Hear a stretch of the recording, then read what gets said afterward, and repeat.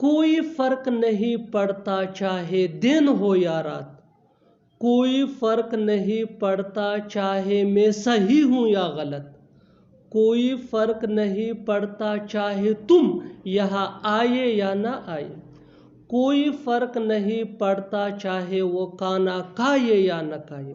इन जुमलों में हम कह रहे हैं कोई फर्क नहीं पड़ता। इसके लिए आपको यूज करना होगा इंग्लिश में it doesn't matter weather.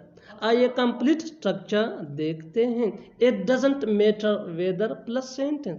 Sentence ये सिचुएशन के हिसाब से चेंज होता रहेगा। इट डजंट मैटर वेदर ये वही का वही रहेगा, विच मीन कोई फर्क नहीं पड़ता चाहे। आगे डिटेल से समझाता हूँ मिसालों से। Here are some example for better understanding. कोई फर्क नहीं पड़ता चाहे दिन हो या रात। It doesn't matter whether it is day और night. It doesn't matter whether it is day और नाइट।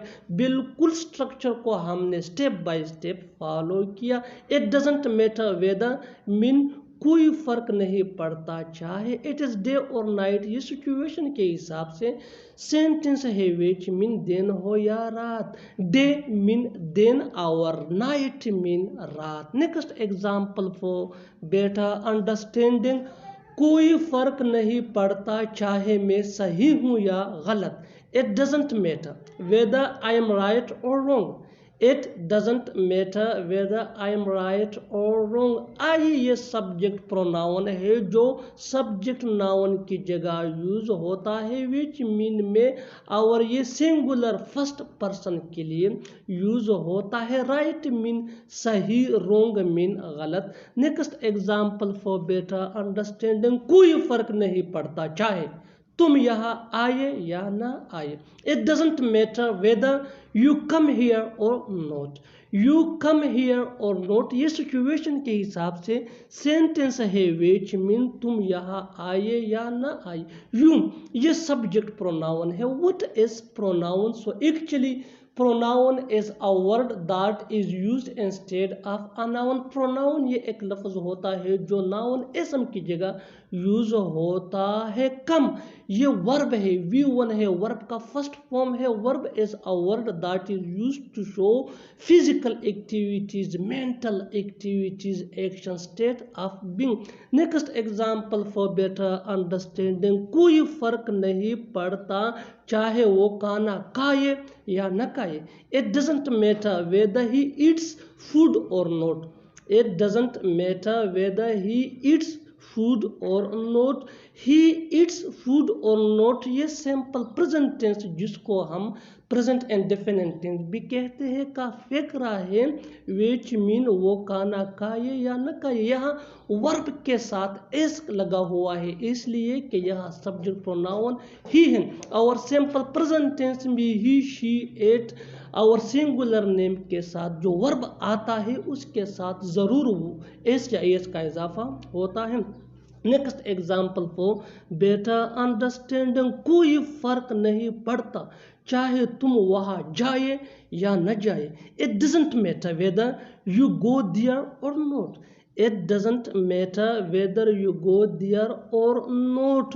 यू गो देयर और नॉट ये सिचुएशन के हिसाब से सेंटेंस है। यू ये सब्जेक्ट प्रोनाउन है विच मीन तुम गो। गो ये V1 है यानी वर्ब का फर्स्ट फॉर्म है विच मीन जाना, देयर, वहाँ। Next example for better understanding. कोई फर्क नहीं पड़ता चाहे वो खेले या न खेले। It doesn't matter whether he plays और नॉट। यहाँ प्ले वर्ब के साथ फिर एस लगा हुआ है इसलिए कि यहाँ सब्जेक्ट प्रोनाउन ही है और ये सिंपल प्रेजेंट टेंस है। सिंपल प्रेजेंट टेंस में ही, शी, इट या सिंगुलर नेम के साथ जो वर्ब आता है उसके साथ जरूर एस या एस का इजाफा होता है। Next example for better understanding. कोई फर्क नहीं पड़ता चाहे अंधेरा हो या रोशनी।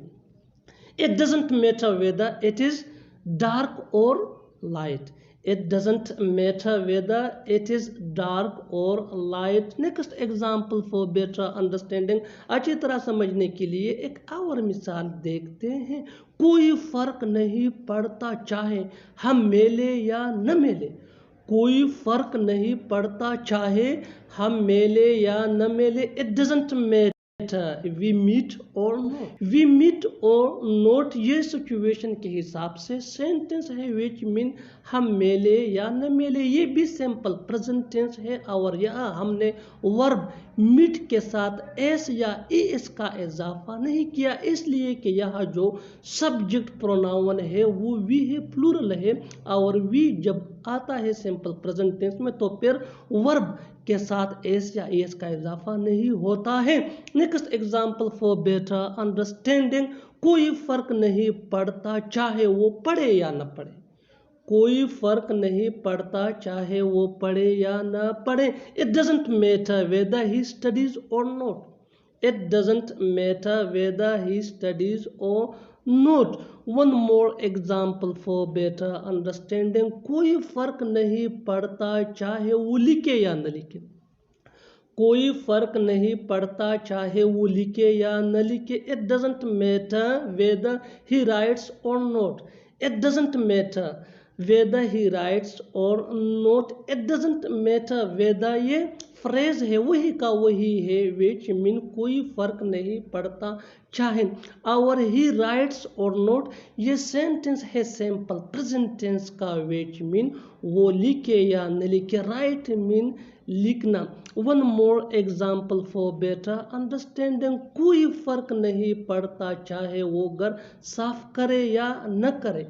कोई फर्क नहीं पड़ता चाहे वो घर साफ करे या न करे, it doesn't matter whether he cleans the house और not. It doesn't matter whether he cleans the house और not. Next example for better understanding, कोई फर्क नहीं पड़ता चाहे वो मुझसे बात करे या न करे। कोई फर्क नहीं पड़ता चाहे वो मुझसे बात करे या न करे, it doesn't matter whether she talks to me और not. It doesn't matter whether she talks to me और not. Next example for better understanding, कोई फर्क नहीं पड़ता चाहे वो काम करे या न करे, it doesn't matter whether they do work और नॉट।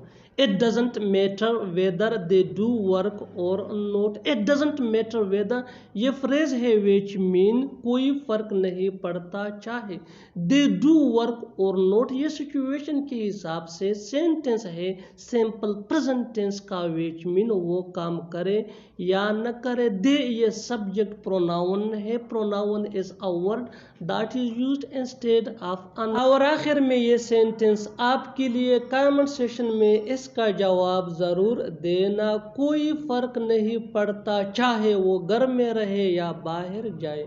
कोई फर्क नहीं पड़ता चाहे वो घर में रहे या बाहर जाए।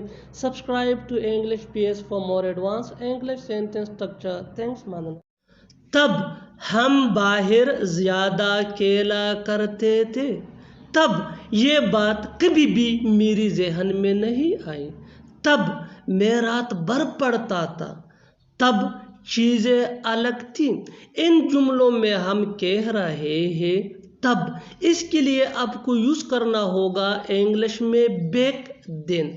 आइए कंप्लीट स्ट्रक्चर देखते हैं। Sentence plus back then. Sentence ये सिचुएशन के हिसाब से चेंज होता रहेगा। बैक देन ये वही के वही रहेगा विच मीन तब। पॉइंट नोट कीजिए कि बैक देन ये सेंटेंस के शुरू में भी यूज हो सकता है और सेंटेंस के आखिर में भी यूज हो सकता है। अच्छी तरह समझने के लिए कुछ मिसालें देखते हैं। तब हम बाहर ज़्यादा खेला करते थे। We used to play outside more back then. We used to play outside more back then. बिल्कुल फार्मूले को, स्ट्रक्चर को हमने स्टेप बाय स्टेप फॉलो किया। We used to play outside more mean हम बाहर ज़्यादा खेला करते थे। बैक देन मीन तब। वी ये सब्जेक्ट प्रोनाउन है विच मीन हम। Used to used to is used to show that an action which repeatedly happened in the past but no longer in the present, यानी used to ऐसे कामों को show करने के लिए यूज होता है जो रिपीटेडली माजी में होते थे अब नहीं। Next example for better understanding, तब ये बात कभी भी मेरी जहन में नहीं आई। This thing never cross my mind back then, this thing never cross my mind back then. हम बैक देन को शुरू में भी यूज कर सकते हैं सेंटेंस के, यानी back then this thing never cross my mind. Next example for better understanding, तब मैं रात भर पढ़ता था। I use to study all night back then, I use to study all night back then, back then I use to study all night. तब चीज़ें अलग थी, तब चीज़ें अलग थी। Things were different back then, things were different back then. अच्छी तरह समझने के लिए एक और मिसाल देखते हैं। तब हम मिलते थे, तब हम मिलते थे। We use to meet back then, we use to meet back then. We use to meet ये सेंटेंस है सिचुएशन के हिसाब से, विच मीन हम मिलते थे अब नहीं मिलते। बैक देन मीन तब। Next example for better understanding, तब वो यहाँ आता था। He use to come here back then, he use to come here back then, back then he use to come here. और आखिर में ये सेंटेंस आपके लिए कमेंट सेशन में इसका जवाब ज़रूर देना। तब मैं काम करता था, तब मैं काम करता था। Subscribe to English page for more advance English sentence structure. Thanks man.